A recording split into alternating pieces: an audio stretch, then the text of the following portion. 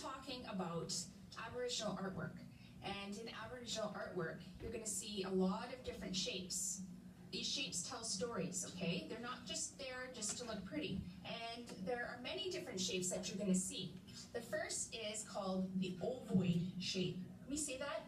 Ovoid shape. So I'm going to teach the students basically the forms and the shapes that you're going to see in native artwork, what they mean, what they're used for. And come down here. So students might need to see some modeling done by the teacher. They might draw these shapes, but they might not know what to do with them. So it's important that the teacher shows the students exactly how these shapes can be all work together in order to create an actual picture. So when they go and do their final product, they're able to put these shapes together to create not only a picture, but in the end, a story. So these are examples of artwork that students just a little bit older than you had made. And we're gonna see if you can figure out what they are and see if we can find the shapes in it. Then I'm gonna allow the students the opportunity to practice drawing some of these shapes and perhaps make a rough picture out of them. Let's see some of the shapes that you're drawing. Good. So one of the advantages to using these shapes is to create a picture that is of your own. There's no right or wrong way to draw it. And I tell the students, it's your artwork. There's no right way to draw it. There's no wrong way to draw it. Just use the shapes, and they can use the shapes however they feel fit. The importance of using an anchor chart is that students can reference them whenever they need to. If you find something in a book, you can't just open the book up and students can see it accessibly. You'll find that some of these resources just aren't available, and you can see that through this exercise that students will continue to look up at the shapes, they'll look up at the animals, and they'll even look up at the examples of the paintings just to see what they need and what kind of story they're going to tell through their picture.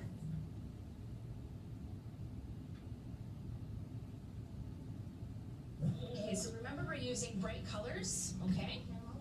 I chose to do the cross-curricular approach mainly because of the time factor. I think teachers and educators know that time is valuable and we don't have much of it, and because we have so much that we have to cover in such a short period of time, that I think it's necessary to incorporate other subjects into it. And if you incorporate art and drama and music, you know, it allows for students who might be a bit shy or apprehensive to kind of find their niche, so to speak. And the more that you think in the terms of using the cross-curricular method, the easier it becomes. Once they're finished their final product, they can then discuss and share their paintings, talk about the shapes that they used, and the significance of the story that they told with the pictures that they drew. Mine's about a thunderbird, and he's bringing 3 squirrels up to God. This is important because it shows that they were able to interpret correctly what the teacher had told them. And then they're able to orally discuss and to portray their feelings and their thoughts.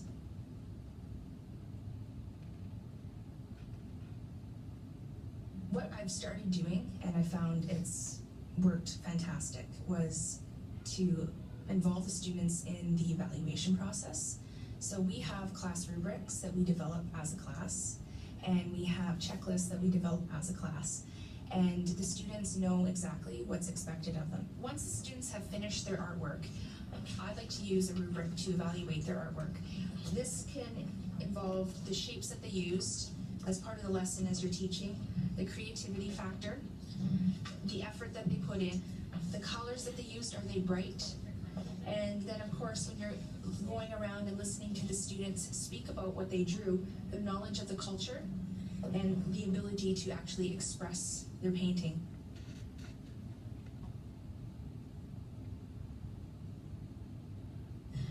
Okay, we are going to read a story. It's called Nanabojo, How the Turtle Got Its Shell. What kind of story do you think this might be? Kaden? A legend. A legend. How do you know it's a legend? Because it's how something came to be. How something. For the writing portion, students are going to take ideas from different Aboriginal legends, and they're going to then write their own.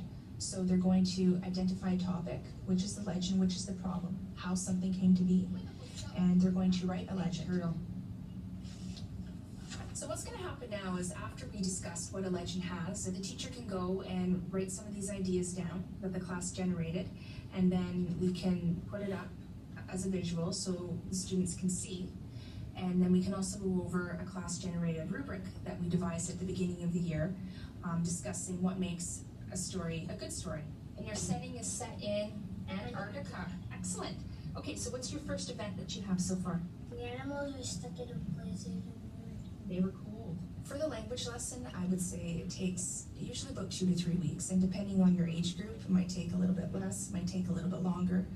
For this particular class, good 3 weeks from beginning to end is probably a decent time frame. Okay, so now that we've discussed your first drafts as a class, we deconstructed them, we talked about them using the rubric and the checklist. You're going to take these ideas now, and now you're going to write your final draft, okay? And really keep in mind some of the suggestions that were given. What can happen too is if when the students are actually doing their final drafts, they can also type out their final drafts and make it a really nice published copy, so they can refine it even further on the computer. So once the students are finished, you as a teacher can conference with the student. You can take the rubric that we developed as a class, sit down with the student, and read it with the student and discuss each section.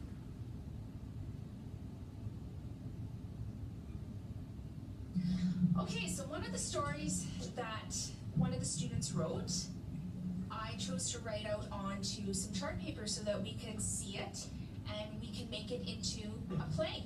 Once the scripts have been typed out, the teacher can assign students roles, and then the class can sit and we can just have a read through. All the animals called this place where they kept the water forbidden falls. Now there was no water on the earth, and all the animals were extremely thirsty. So when they do the read through, the teacher can offer suggestions, ways on how to capture the mood of the play, or different characters' roles, their voices, actions, all the things that come when you're performing a play. Kangaroo!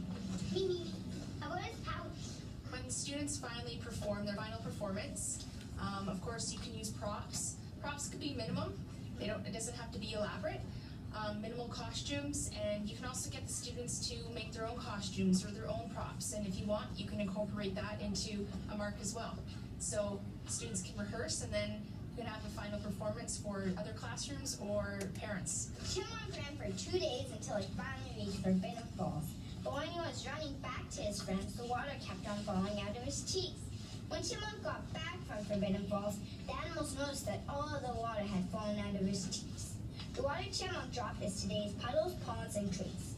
After Chipmunk's arrival, Lion decided that pelicans should go next. I enjoyed that writing up the script because it was my story. It was how water came back to the earth. I found it most fun because I got the narrator's role and I love reading. Elfie, I found you. I'm so glad you're okay. I'm so glad to see you. Come on, let's go home. And that is how water came back to the earth. And the moral of the story is... Together you can accomplish more than on your own. Take a bow. Very good.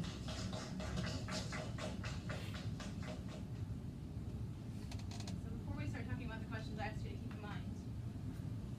Who thinks that this was the first time she's ever done this?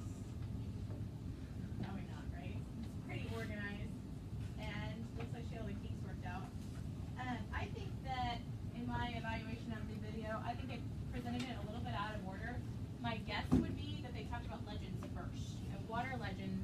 They did that language piece first, and then they moved into the art because they were doing Aboriginal legends, right? And so they moved into the art, and then into the writing, and then into the play. As a teacher, if you're starting at, do the legends and the art the first time, right? Then maybe do the legends, the art, and use one of the books that you read to do the play, so the kids can see how that flows, and then you can incorporate the writing into that. So you're just building their understanding, because for a third grade class to undertake that the first time, it's gonna be a lot for them to understand the flow of, understand the outcome. You just wanna build those steps. So maybe you're doing fairy tales. So you do fairy tales and some kind of fairy tale art. And then you do, scary stories and scary story art for Halloween and a play that goes with scary stories. And then you can do this big legend project where you incorporate the writing. What art concepts did she cover in her lesson? I will random name select you. You don't want to talk. Anybody? Art concepts. What she covered? Shape, color. Yeah, texture with the paint. Sorry, I missed that. Like she wanted certain things like to be brighter. Yeah, she wanted a brightness, like a hue, a certain tone. Right? She was talking about specific things about color. How about the language standards? She covered a lot. Lots of reading things, right? Because they had to listen and understand what was being read to them, even though they weren't reading on their own yet. They were listening to what she was reading to them. They were dissecting those stories, talking about all the pieces, the structure. The names of the shapes, yeah, for the art part. Yeah, and we could say that's a little bit of language too, because they're learning some vocabulary. And then they also were writing, so that's another piece of language arts. That's a huge thing. All that structure that they built, the events, the characters, the plot, the problem, the legend. It's a lot for third graders to understand, but that's what we are expected to teach them. What did you notice about her modeling, specifically in the arts, since that's what we're specifically focusing on here? How did she model for those kids? She used the examples from previous students. So she used examples actually that were a little above them, right? Which is a great thing to do because you want to try to push your kids that zone of proximal development, those of you that have had that. You want to push them up just a little bit if you can. She also drew a big example, right? But then she did what with it? Did you notice she covered it up? Could any kid replicate that based on her example? It wasn't up there anymore, but she showed them how to do it. She also had an anchor chart of the shapes, an anchor chart of some of the animals that are often included in Aboriginal art. She had specifics about each of those animals. So she did a lot of things for those kiddos to show them exactly what she wanted. All right, you guys ready for the boring part today? We're going to walk through standards, and it's not fun. Totally not fun. But here's my vision for you.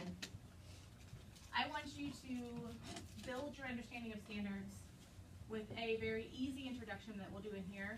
And then as you move through, if you're going to take my early childhoods class, you will get some deeper understanding there. And then you get to the nitty-gritty when you do reading and science and social studies and math. The standards are a lot to take in. So we're going to do an overview. I'm going to help show you where to find things. And then we're going to talk about building your own cross-curricular lesson. This time you're just going to write it. The next time you're actually going to put it into the class. So the first one we want to talk about are the language arts standards. I already pulled these up so we wouldn't have to wait on them. They are located. I'll show you where they are.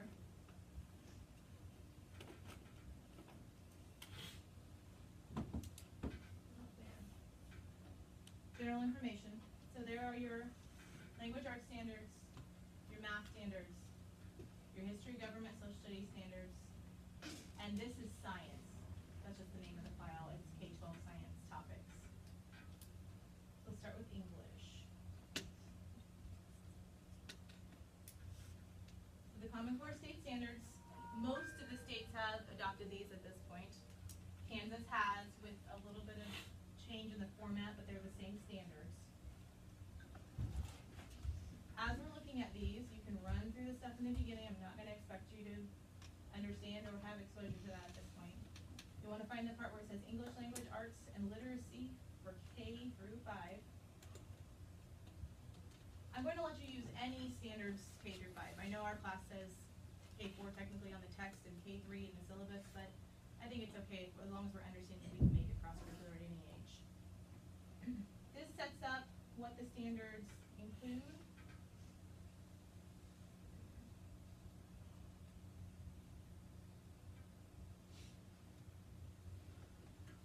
So the main sections of the standards.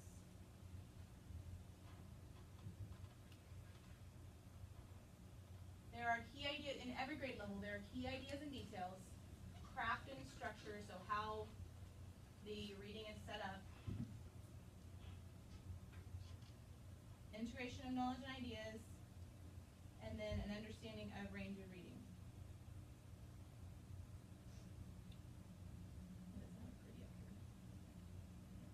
it jumps into the actual standards. So you'll notice that the first page is kindergarten, first grade, and second grade. So for key ideas and details, these standards all build upon one another. So there are 3 standards for kindergarten, 3 for first, and 3 for second. Then it goes on to craft and structure, so it's understanding the types of text and the words in the text. Same for first and same for second. What you're going to have to do is be able to just look through this and find a standard that fits your art project, or you can make fit your art project. Knowledge and ideas, range of reading. Then it goes into 3, 4, and 5 for the same standards. So it's really just 2 pages, 11 and 12 if you want to write it down. Those are where your main standards are that I'd like you to look at for this project. And there are lots more, okay? There are tons more for reading. But we're just going to focus on these for now.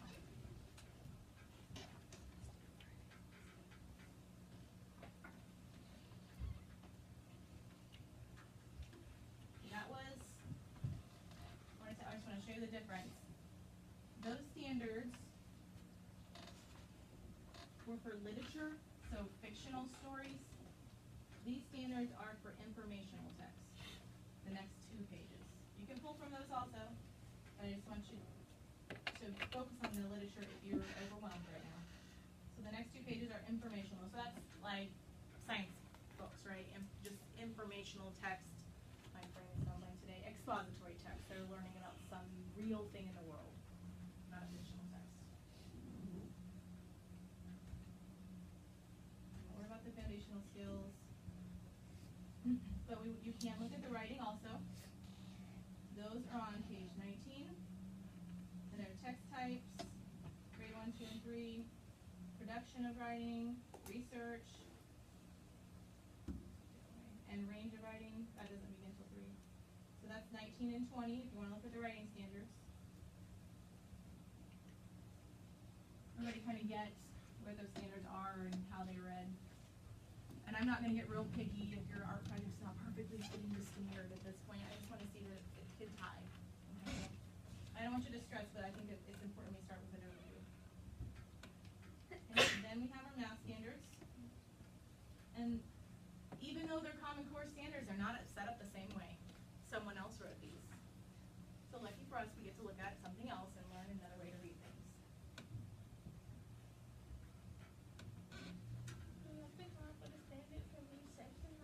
Nope, I'll give you the guidelines and then you're not to pick one from a area. So there's an introduction for each level. Don't worry, it'll just confuse you. Well, not just kidding, but really you don't have to read it. The kindergarten standards start on page 10. The first page is just an overview. It doesn't give you the exact standards. Page 11 is where your standards start. So math is outlined by grade level, kindergarten, first, second. It's not all together like the reading. So there's the math. 2 pages for kindergarten. Then it moves into grade 1. And that all starts on page 10 for the overview if you want it. So then, like, first graders should count to 120, starting at any number less than 120. And write numerals and represent a number of objects as a written numeral within 100 seconds. So you can also look through math standards and find something that fits.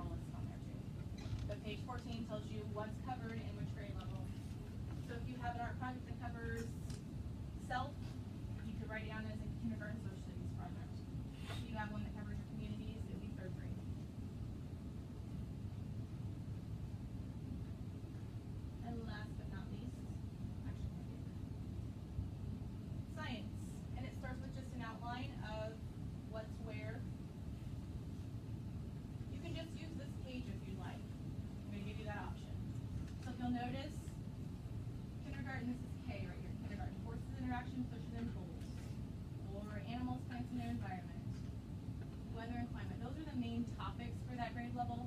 So just like social studies, you can just say that this is a weather and climate topic for kindergarten, for your art. And it goes through first grade, second grade, third grade, fourth grade, and fifth grade. Any questions about those two sets of standards? Promise? Really, it's okay. I would have questions if I were you. My brain would be going, I'm not doing this. There's no good way to introduce it besides getting you to jump into it. So, all right, I'm going to pair you up with your partner. You will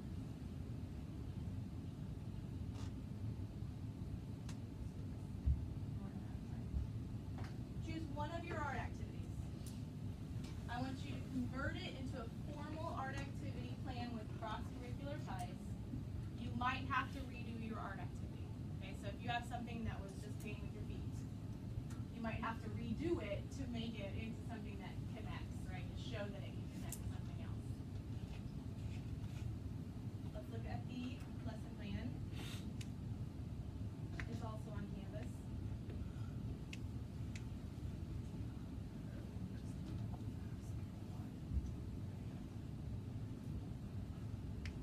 So the lesson plan is this template's on our Canvas. You need to include the grade level and the content area. Then the standard that you're using, either the Common Core Reading, Math, or the Social Studies or Science standard. The objective of the lesson, what you think kids should be able to do from this lesson. Materials, make sure you include how many each kid needs, or maybe you just need one for the class, for an example. How you're going to group kids, are they going to do it on their own? Are they working in pairs? Are they working in teams for cooperative learning?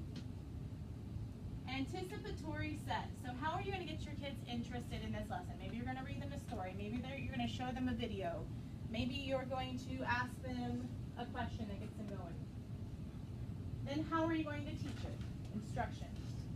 Guys, this is bare bones. I'm not asking you to make them the most beautiful lesson plans you've ever seen, because this is an introductory lesson plan. Some of you might be in some other classes where they're asking you to include a lot of things right now. I want you to just write it out. Let's get it written down. I'm going to give us all the feedback, and we'll help make these better. How are you going to make sure that they can do it before you release them? That's probably one of the most integral pieces of lessons that teachers often forget. They introduce the lesson, they teach in the instruction, and then they set the kids out. But they never know that they are okay with this on their own. What would be one way we would know kids were ready to make a mask? Could they retell the steps to us? Yes? Could we have them make a mock-up, a sketch of what they were going to do? Could they turn and tell their partner what their plan was? And then you can say, if your partner doesn't understand this, put your hand on your head. Partners can gauge how well the other student understands it, and then it takes some of the pressure off the kiddo, right? Like, I don't get this, I don't want to raise my hand and tell, but if my partner puts their hand on their head, I can go help that group. So there are lots of little ways, and you can even search for checks for understanding on Google if you want to find some other strategies. Those are just some ideas. An application. What are the students going to do? Closure. How are we going to review what we did? Are we going to discuss? Are we going to share? Are we just going to go around the room and talk about our product? And assessment. How are you going to know that the kids understood your lesson? Pretty easy for us. You're going to look at their work and make sure that it makes sense with your directions. Okay? But this is just going to introduce you to the lesson plan template. Turn and tell your partner one important thing you learned about lesson planning right now. Tell a partner. You tell me.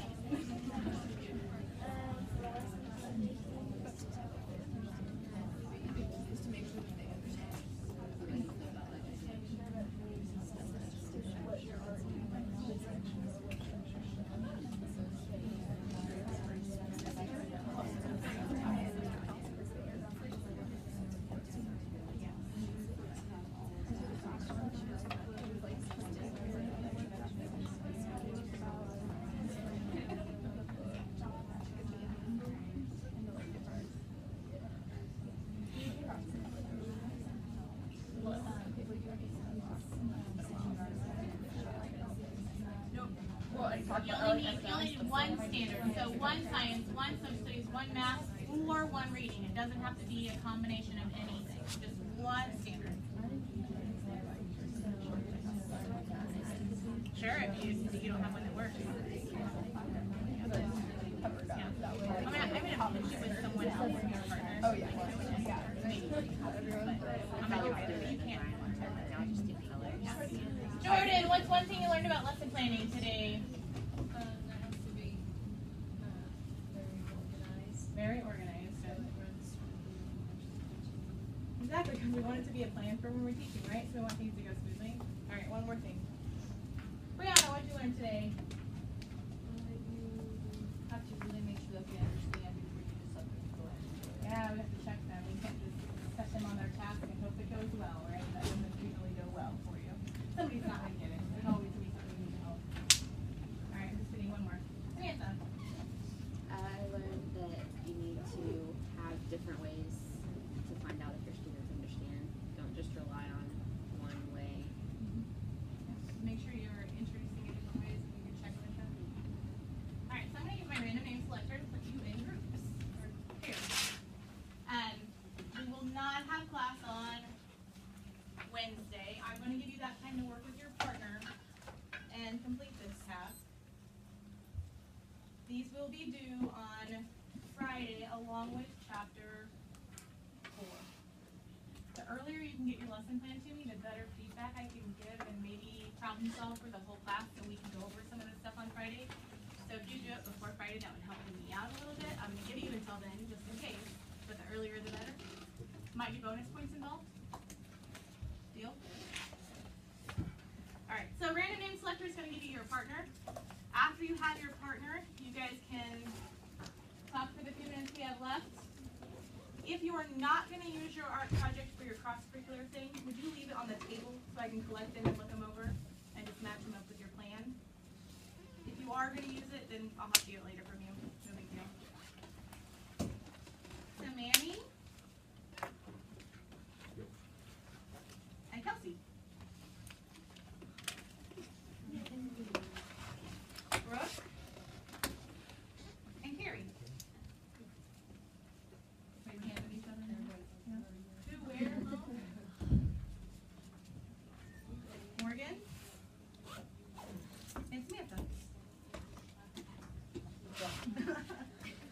Brianna and Brittany.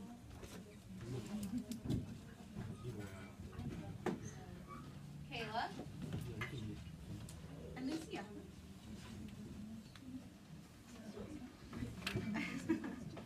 Raisa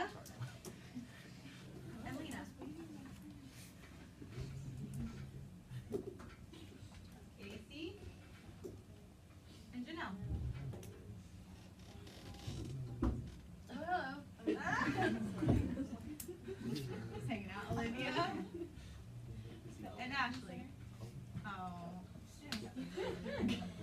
Sarah and Bailey.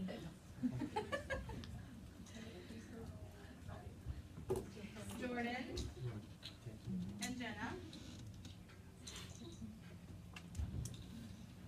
Caitlin and Wendy. Melanie and Manny. Oh, I already did Manny. Melanie, you're odd man out. Does everyone else have a partner? You want to put her in? That's weird. It's supposed to run through everybody. Okay, so Melanie and Madeline. And then, okay, do you my only one left? With an odd number. You can do it with Madeline and Melanie. And Taylor. Okay. Any questions before I set you off on your task? No? Alright, I will be in my office Monday morning at 8 if you need me. So I'll be here before, I'm sorry, Wednesday morning at 8 is already a week. If you need me. Okay. How did you over? Yeah.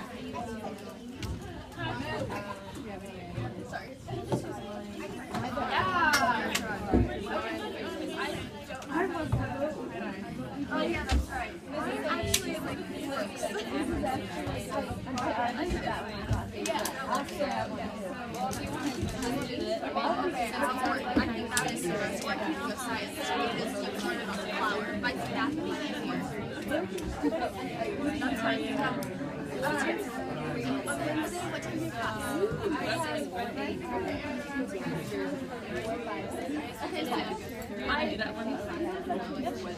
Okay. What standard do you take? What time do you just want to get it? And I don't okay, and I have a break from 11 to 1. I don't. I will take it.